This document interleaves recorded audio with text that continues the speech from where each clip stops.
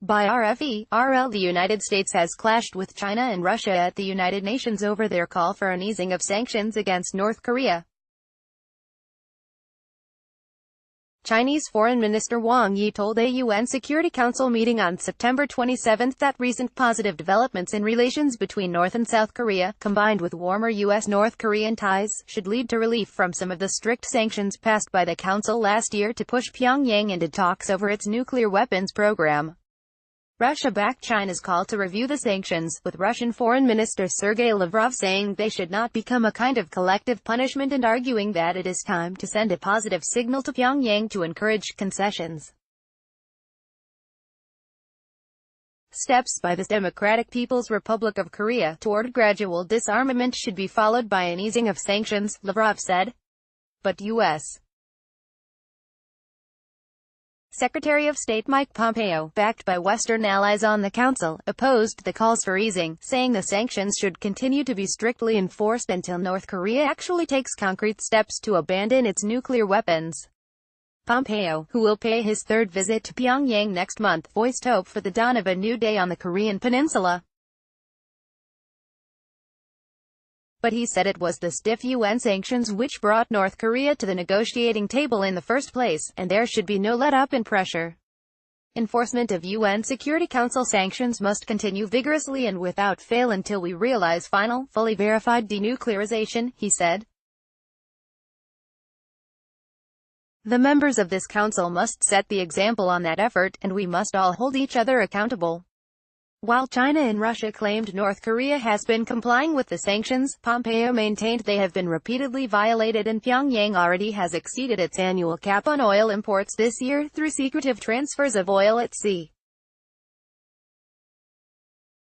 The United States has presented the Council with what it says is evidence of transfers of refined petroleum products between ships at sea, and has also accused North Korea of illegally exporting coal to fund its weapons program. Washington has accused Russia of being involved in the illegal fuel transfers, but Russia and China teamed up this summer to block its move to bar further sales of oil to Pyongyang this year, saying they needed to study the U.S. allegations. Russia has also balked as U.S.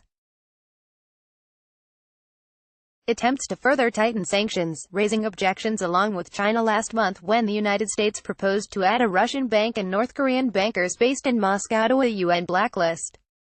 Lavrov said it was inappropriate and untimely for the United States and its partners to impose a course of tightening sanctions when North Korea has taken important steps toward denuclearization. It seems it would be logical to strengthen this momentum, said Lavrov, adding that any further tightening of sanctions could bring extreme socio-economic and humanitarian suffering. China is embroiled in a major trade dispute with the administration of U.S. President Donald Trump, but it has welcomed his outreach to North Korea. Both Russia and China have long pushed for Washington and Pyongyang to resolve their differences through diplomacy. China firmly believes that pressure is not the end, Wang said. Both implementing sanctions and promoting political settlement are equally important. North Korean representatives attended the Security Council session, but they did not ask to address the meeting. Pompeo met with his North Korean counterpart, Foreign Minister Ri Yong-ho, on September 26 and called the talks very positive. Trump has heaped praise on North Korean leader Kim Jong-un, one of the world's most repressive autocrats, and this week claimed that the negotiations he launched with North Korea in June prevented a war. Trump met Kim in June in the first-ever summit between the two countries, which never signed a peace treaty ending the Korean War in the 1950s. But with no visible evidence since that meeting that North Korea has dismantled its nuclear weapons or facilities, many analysts doubt that North Korea has shifted more than rhetorically since agreeing to the talks. It already had refined its arsenal through 6 nuclear tests since 2006 and repeated ballistic missile launches before it agreed to stop testing during the negotiations.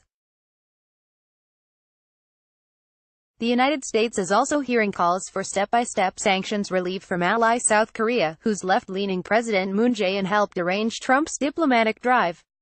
That view is not shared by Japan, which is calling for the complete and verified disarming of North Korea as a condition for lifting any sanctions. Trump is seeking a second summit in the near future, which Pompeo will seek to arrange while in Pyongyang.